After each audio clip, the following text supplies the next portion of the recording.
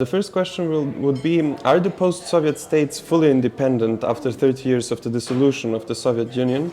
And if not, who are they dependent from?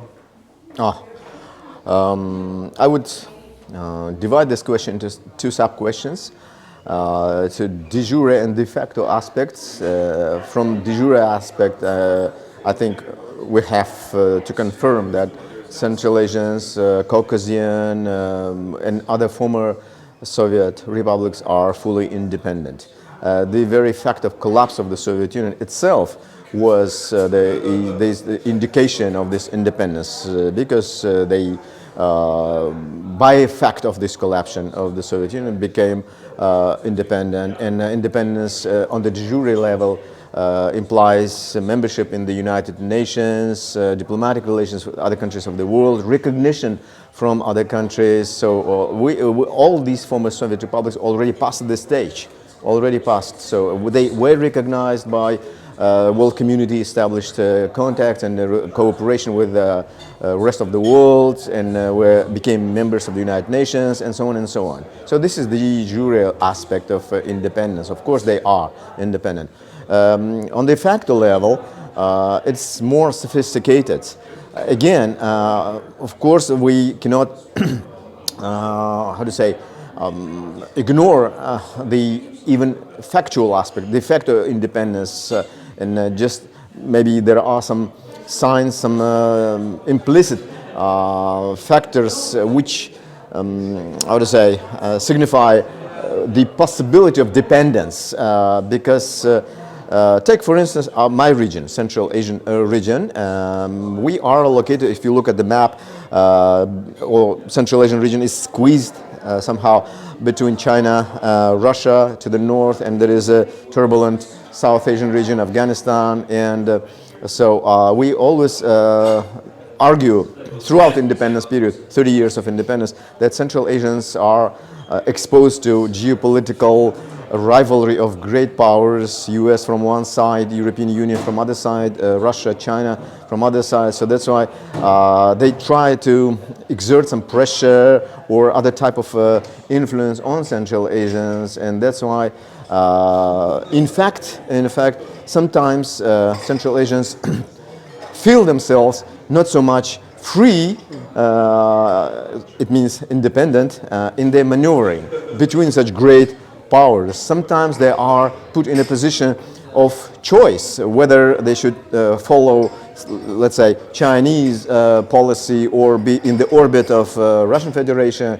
or follow the American, the US strategy. So that's why the situation is quite sophisticated. I call this phenomenon spaghetti situation, because there are different links, different influences, different pressures. So on the factual, on the real level, practical level, maybe we can say that there are some signs of dependence in the form of because the situation itself is so complicated, and because of the exposure of our region to geopolitical processes.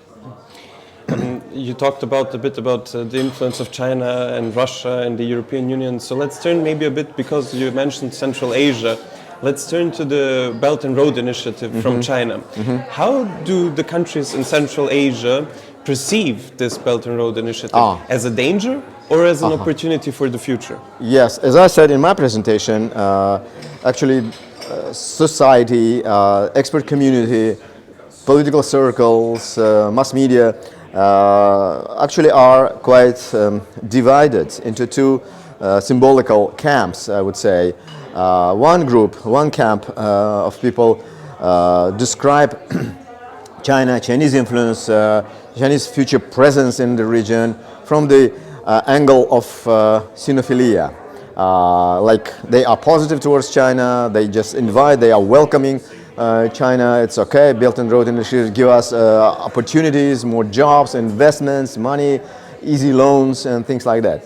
Another camp, another group of people are more skeptical in this sense. I call them people who express their xenophobia in contrast to xenophilia. Xenophobia means apprehension that that China will pursue hegemonic policy in Central Asia and will, via easy loans and other economic and trade mechanisms, exert political influence on the government and so on. For instance, in two Central Asian countries, in Kyrgyzstan and Tajikistan, we saw that they fell into what is called in the economic language debt trap.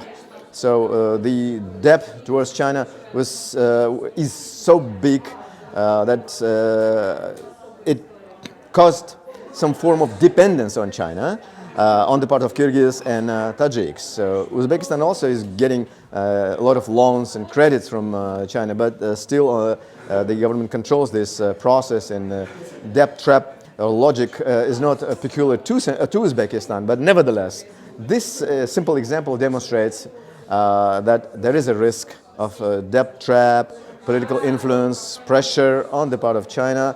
So that's why when those analysts who are studying the phenomenon of Belt and Road Initiative pay special attention to such aspect as for which purpose different projects are undertaken by China.